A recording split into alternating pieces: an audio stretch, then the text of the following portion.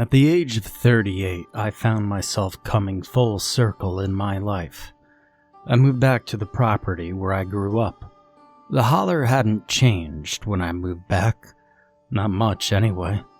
There were no animals left on the big farm, and the garden plots had shrunk considerably.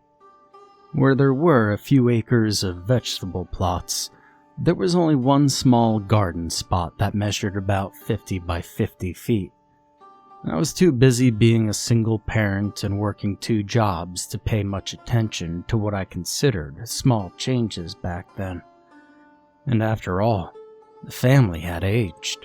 Their ability to keep up a big farm had dwindled. And that was 14 years ago. See, things changed a lot in those 14 years. Now I live back in this beloved little holler completely alone. The family houses stand empty and silent, and I do pay attention to the changes now. Can't help but notice that day after day and night after night, I'm back in these woods alone with only my cats for company. I know everybody seems to have a spooky story to tell about seeing some cryptid or haint in the Appalachian mountains, but to be honest, everything that ever happened to me had a logical explanation. If we heard scratching in the walls, well, we knew it was time to get out the rat traps. If Great Granny's picture fell off the wall in the middle of a thunderstorm, that usually meant the wire was worn out that held it to the wall. If a candle blew out, well, somebody should think about shutting the windows all the way.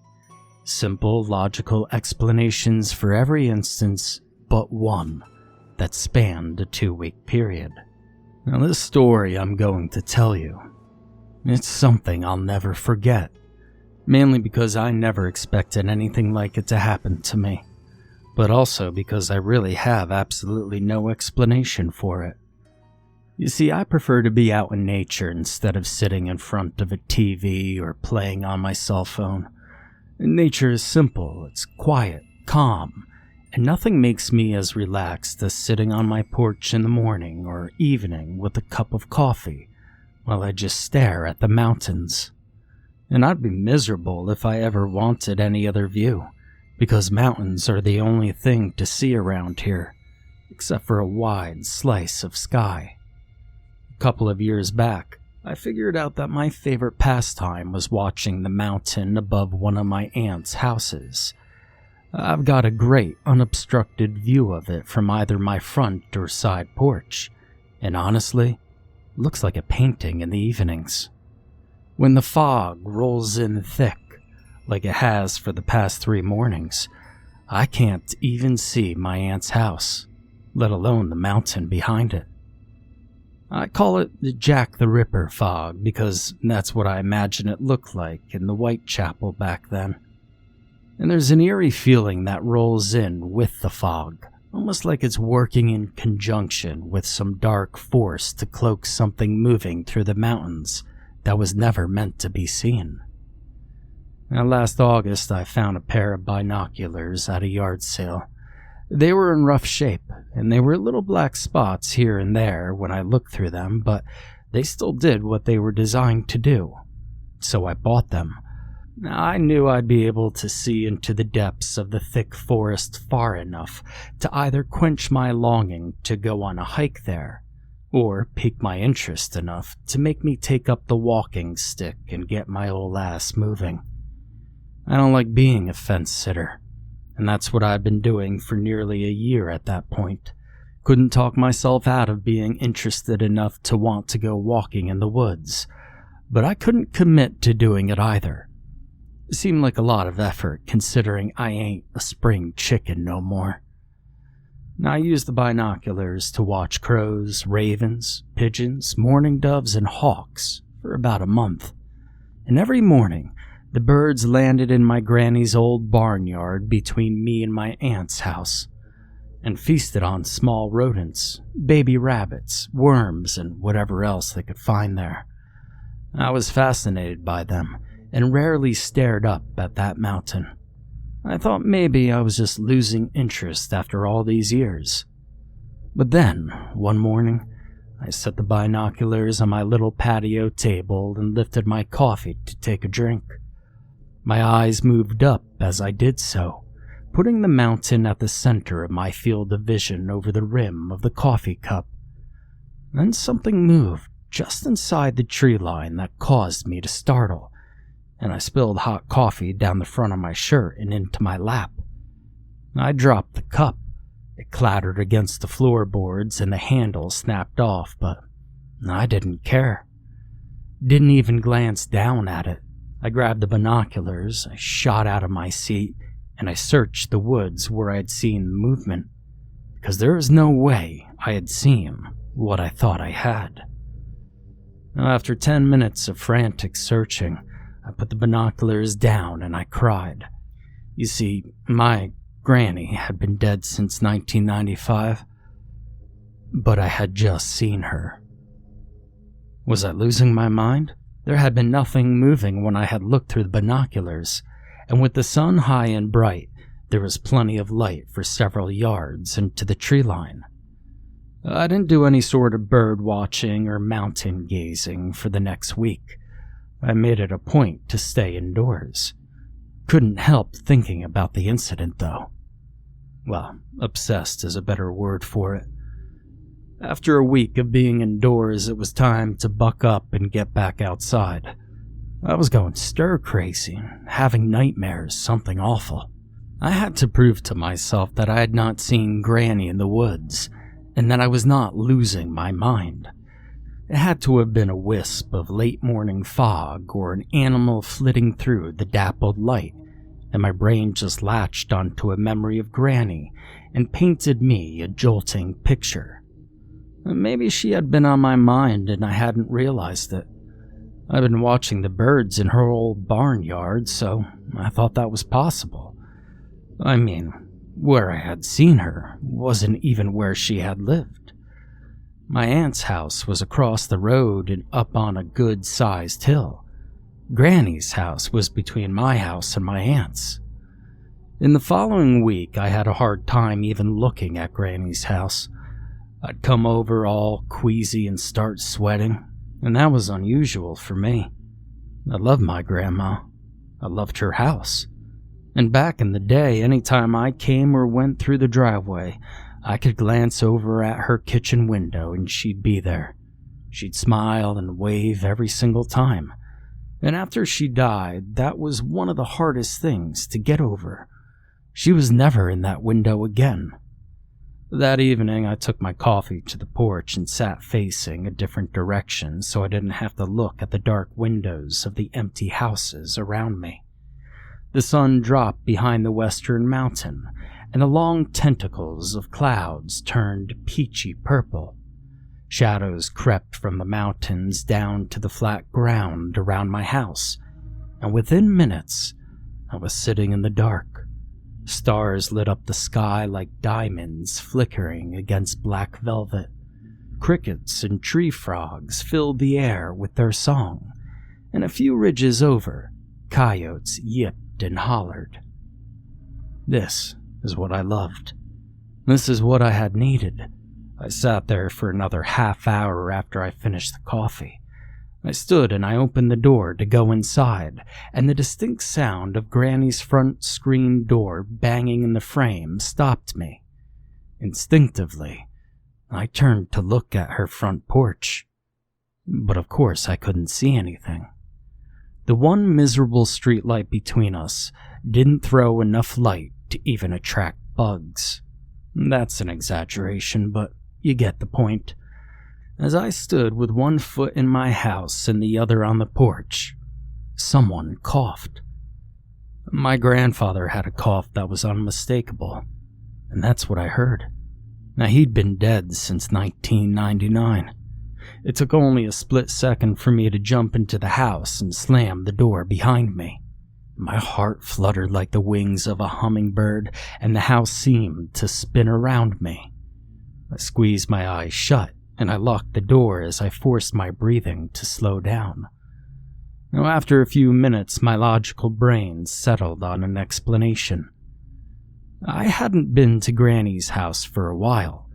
I started out doing a walkthrough of each property about twice a week, just to make sure things were in order and there were no issues that needed tending. But I'd been slacking for a while. A few months, actually. And the longer I put off walking through the house, the less I wanted to do it. You've heard of taking a stroll down memory lane. It was like that, and, well, to be frank, I was tired of strolling through memories of my childhood. It made me sad, and I always felt more alone than ever when I returned home. So, was it a stretch to think that maybe a pair of squatters had found a way into Granny's house? Squatters in the city areas, or even the suburbs, is kind of an everyday thing now. But back here in the literal middle of nowhere, that was nothing to fool around with, in my opinion. They could be dangerous, and if they were back here, they were probably hiding for a good reason. See, drugs was my first thought, and then I remembered something I had heard a month before on the news. The cops were looking for a couple suspected of robbing a convenience store and shooting the clerk in North Carolina, just over the state line from where I live. I called the sheriff. I guess I don't need to tell you that they found absolutely nothing in that house that suggested anyone had been there, and all the doors and windows were locked tight. Deputy Kent walked me back to my house and suggested that I might want to look into moving out of the holler. Said it wasn't altogether safe for a woman in her 50s to be living back here all alone. I laughed and I told him that was fine. But being alone all the time ain't good for you, he said. It messes with a person's head, makes some people go a little loopy and they start hallucinating. I took offense. I told him I was not loopy and that I had not hallucinated the sound of the door or the man's cough. I pointed out how close the houses were and that I'd been living back here nearly my whole life, except for about 12 years. He smiled and nodded. Yes, ma'am, I didn't mean to offend you. If you need anything else, you just give us a call. I went inside and I seethed about it until bedtime. You see, I'm 52. I ain't ancient, and I'm damn sure not crazy. Anyways, as I was falling asleep, I heard someone call my name from what seemed like a great distance. I startled and I sat straight up in bed, blinking into the darkness of my bedroom. I turned on the kitchen light and a couple of dim lamps around the house after that. And just for good measure, I shut and locked my bedroom door as well.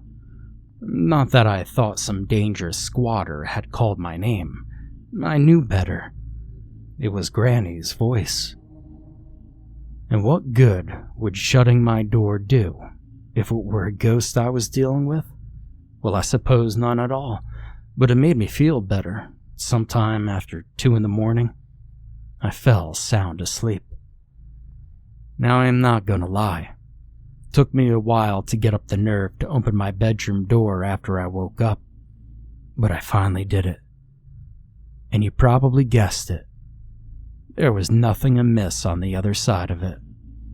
Now, before supper that evening, I decided there was only one thing I could do to set my mind at ease. I had to go to the houses and do walkthroughs, prove to myself that there was no one in any of them.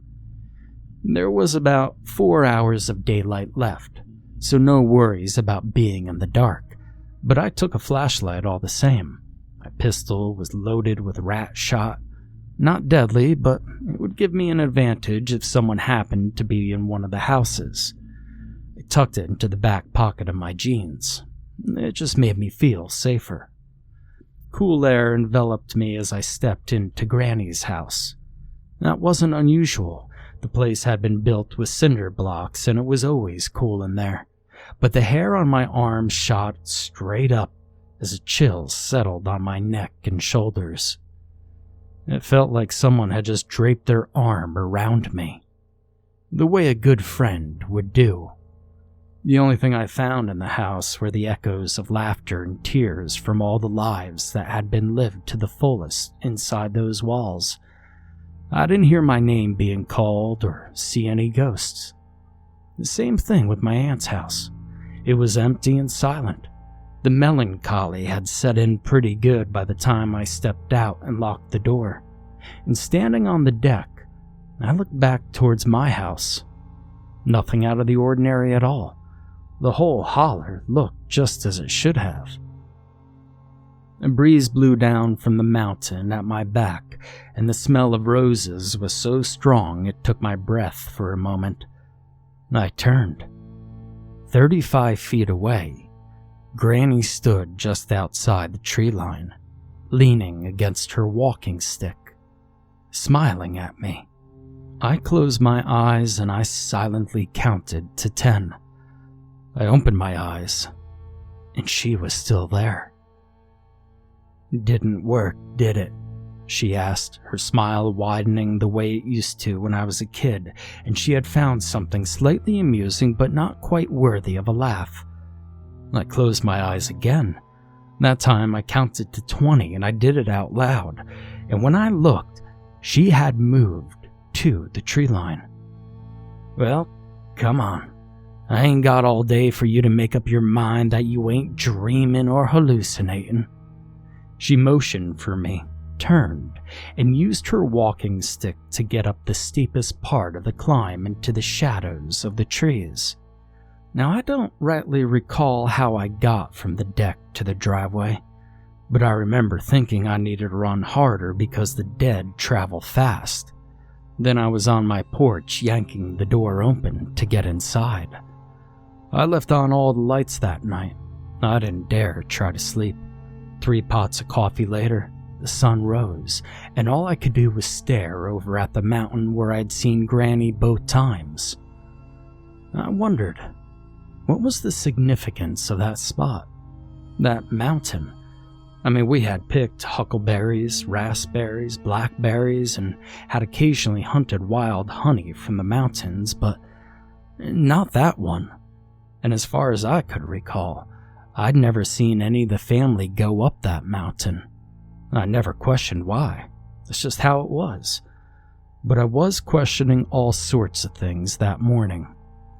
Now that day, I made a bunch of phone calls to cousins that I hadn't spoken to in years. None of them knew why we had never been on that mountain either. Same as me, they had simply never thought to question it when we were growing up. One of them told me that Granny said that there was a cave up there.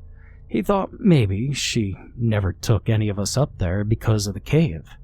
You see, bears and mountain lions like to stay in caves. Now at noon I went back to my aunt's property and made my way to where Granny had been standing with her walking stick. Took me a couple of minutes, but I found the indentation where the end of her stick had been. My heart double-clutched. If she was a ghost, how did that indentation get there from the stick? See, as far as I knew, ghosts had no mass, no real substance, so they had no real weight. I followed the trail of that walking stick all the way to the tree line. I could see the indentations, the broken blades of grass in them, and I could touch them. That made them real, right? So, to start with, I was trying to convince myself that there was no physical human beings roaming around scaring the hell out of me, but my priorities had done a 180, and I started trying to convince myself that there were no ghosts. She had spoken to me. It stood to reason that I could talk to her. "Granny," I said in a conversational voice, "Granny, if you can hear me, I want you to go rest. You ain't got no business still being here instead of up in heaven where you belong." I peered into the forest, looking for movement and feeling like I might have gone a little crazy. I was hoping a flesh and blood person would be there. I didn't even care if they laughed or attacked. I just wanted to know that a real person was there. And so, after about 10 minutes of nothing but the wind gently rustling leaves, I turned to leave. I got all the business in the world being here. At the sound of her voice, I spun to see her about 20 feet into the forest. she wasn't smiling that time. Her mouth had a slight downturn at the corners, and her eyes were dark behind her glasses. The arthritis that had misshapen her fingers in life was still present, and her hair was a frizzy halo of gray curls that moved with the wind. "You're not real," I whispered. I was unable to draw more than a shallow breath. "Did I ever mislead you?" she asked. Her eyebrows moved up and the familiar wrinkles appeared across her forehead. I shook my head. "And I never will." Her voice faded into the sound of rustling leaves as she turned away from me. She looked back at me, and for the briefest moment, her eyes reflected golden. She motioned for me to follow her. My logical brain screamed for me to turn and run, but when I took that first step, it was in her direction. I couldn't even turn around. I couldn't even turn my head. It was like my steps were somehow in sync with hers. Every step she took, I took. She faltered, I faltered, and it went on like that for 300 steps up the mountain. 300 steps that drew me deeper and deeper into the forest and away from home. Now she stopped in front of the small opening to a cave, and I still had no control over my body. The only things I had control over were my eyeballs and my thoughts. Granny turned to face me and smiled. The skin on her right cheek cracked and peeled down in a papery strip. She whistled. It was a short, sharp sound that didn't echo. I grunted with the effort to free myself from whatever hold she had on me, and then Grandpa walked from behind a large outcrop of rocks near the top of the cave entrance, leaped down between us, and when he looked up at me, there were only empty black sockets where his eyes should have been. I screamed, and he pounced, knocking me backward to the ground. My eyes shut as I was falling, and by the time I was on the ground, I could feel whatever hold Granny had on me disappear. I kept my eyes shut and grappled with the thing pretending to be my grandfather. It snarled like a dog, and teeth grazed my cheek and ear. They were not human teeth, but the pointed teeth of a predator, and they had drawn blood. Now in a frenzy I fought blindly, swinging and pummeling without direction. I hit bare bone, and then fur. Granny, or the thing that had looked and acted enough like her to get me under its spell, screamed for me to open my eyes. I couldn't tell if I was still only fighting with one creature or two, and there was no way I was going to open my eyes to find out. Now, sometime in the middle of the panicked fighting, I remembered my pistol. I had never taken it out of my pocket. The thing on me bit into my forearm and yanked me to the side. It was going to be my only chance, and I used my other hand to grab the pistol. The creature screamed with a semi-human voice, but it was mixed with a blood-curdling cry that sounded like a wounded animal. I fired twice more, and the other creature gasped. I fired twice more in the direction of the sound as I gained my feet. Something breathed raggedly on one side of me while the howling, screaming thing retreated farther away on the other side. Turning my back to them, I opened my eyes and I ran.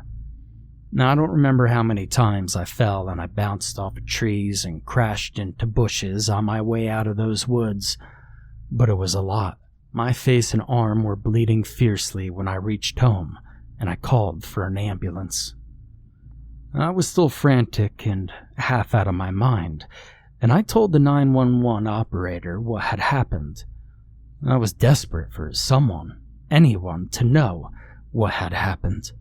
I spent a good stint in the mental ward over in the next county and never repeated what had actually happened to me.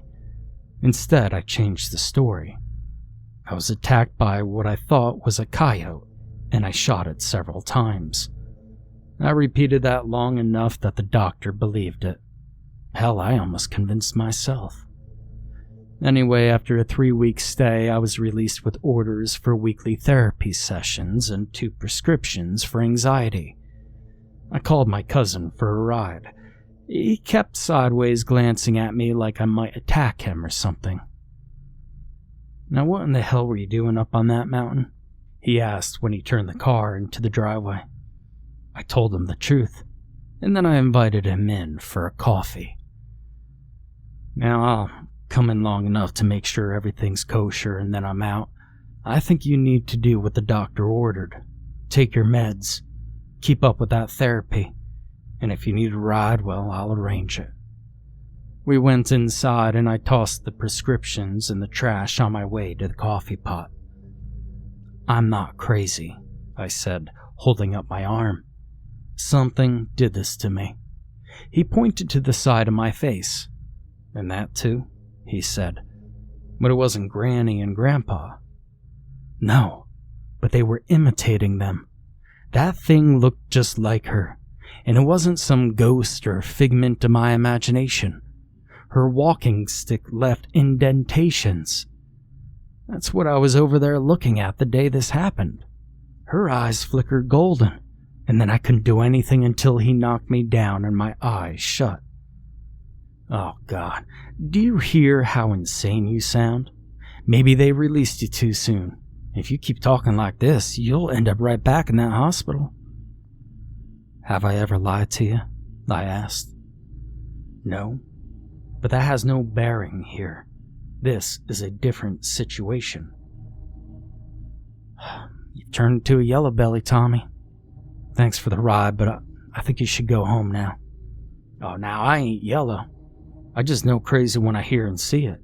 He stormed towards the door. "Well, then you go up there and you see what you find," I yelled as he went out and slammed the door behind him. I was terrified that when he left, I would be here all alone again. Those things weren't dead when I ran away last time, but they were wounded. They would be pissed and out for revenge, but I had nowhere to go and no money. I'd been working my way up to asking Tommy if I could stay with him and his family for a few days, but he thought I had gone batshit psycho. No way would he even consider letting me stay with him. His 2 daughters lived with him along with their 4 little kids, and nobody else lived nearby. My next closest relative was my oldest daughter in Florida. I didn't sleep that night, and when the sun arose, I was still trying to figure out what to do about my situation. Knowing what I had seen and experienced, I couldn't give the property to anyone in the family and feel right about it, but I couldn't stay there any longer. It wasn't safe. Tommy called at 3 that afternoon and said he was going to swing by to talk to me. I was glad. I cooked a meal and brewed some tea, hoping I could maybe get around to asking him for a place to stay, until I could get my daughter to come get me for an extended visit to Florida. At 2:30, Tommy's car pulled into my aunt's driveway, and he got out. He had a rifle. Another man stepped out of the passenger side, but I didn't recognize him. He had a rifle too. They walked up the hill behind the house, and I hurried to my porch to yell after them. I yelled, but Tommy just tipped his hat and continued. I yelled and I screamed for him not to go up there, and that I had just been kidding what I said before, but he never acknowledged me. I turned off the stove and the coffee maker and jogged toward the end of the driveway, shouting for Tommy to come out of the woods. Before I reached the paved road, I heard gunshots and screams. A pit full of sick dread took the place of my guts, and time slowed down, warped, and I felt like I was running in a dream. You know how you're having a nightmare of running from a monster, and you feel like you're running through something thick that holds you back? Well, that's what it felt like. But I pushed until I was in the yard. Something tromped down the mountain, sounded like a wounded buffalo, and I raised my pistol with its stupid loads of rat shot. I couldn't run anymore. My body refused. It was exhausted, and I was going to die because of it. Tommy thundered out of the woods through a laurel bush. Hell, I almost shot him. His eyes were wide as saucers, and he had blood sprayed across his shirt and neck. He saw me, but didn't slow down. Still running, he grabbed me by the wrist and practically dragged me to his car. I was trying to ask what had happened, even though I feared I already knew. Just shut the hell up for once in your life and get in the goddamn car. Blake's dead. We gotta get the hell out of here. He got in and fired up the engine. I got in, and before I could shut the door, he was spinning the tires out of the gravels. Damn it, we're putting this thing up for sale, he said in a shaky voice. All of it. You ain't going back there, never. You saw it, I said. Screw you, Madge, he screamed at me. Those things killed Blake. You could have warned me. I won't bore you with the argument that followed. I tried to warn him. I tried to tell a few people what was up there, but I was labeled as crazy for it, and so I shut my yapper, just like anyone would do. What in the hell even were those things? Tommy asked a few days later. What are they? Where the hell did they come from? Christ, how long have they been there? His questions were rapid fire. I don't know.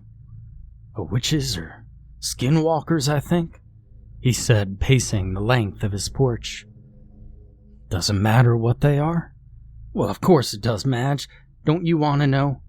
Don't you want someone to figure out how to kill him? I shook my head.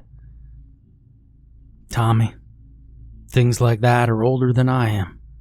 I don't think they can be killed. Hell, I just want to forget about them. And I try to forget about them.